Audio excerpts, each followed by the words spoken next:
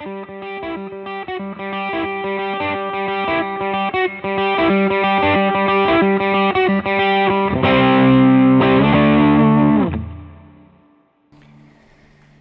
I could probably try it.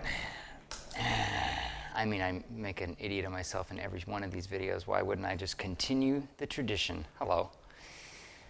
2012 Fender, different for us, not a custom shop. This is the Eric Johnson guitar, the EJ.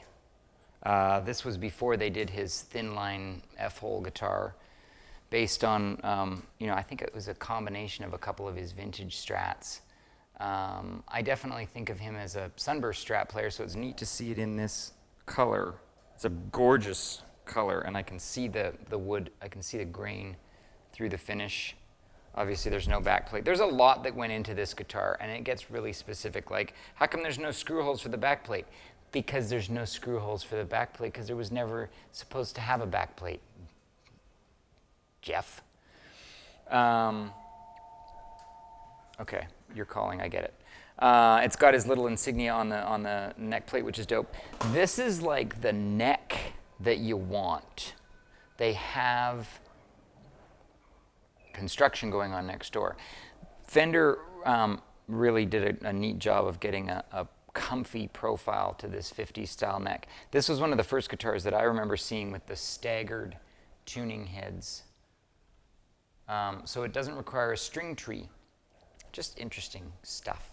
Really, just the stuff that you tune in for, the interesting stuff.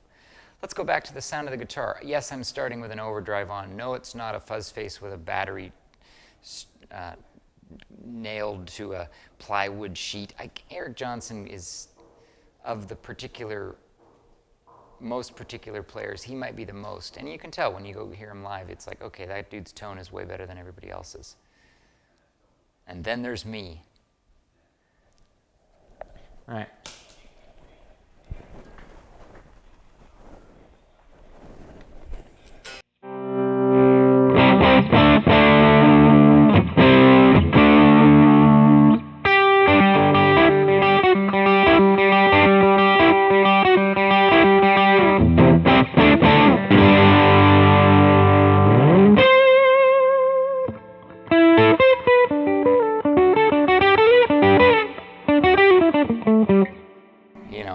It doesn't need to happen, okay?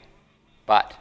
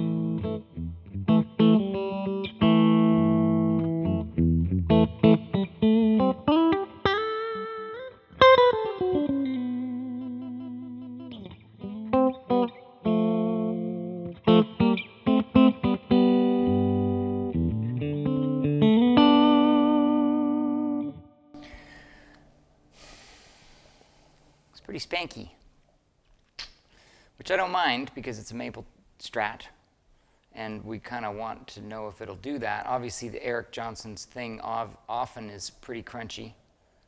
I don't know if you've been watching his mini lessons, but they're maxi in a mini format.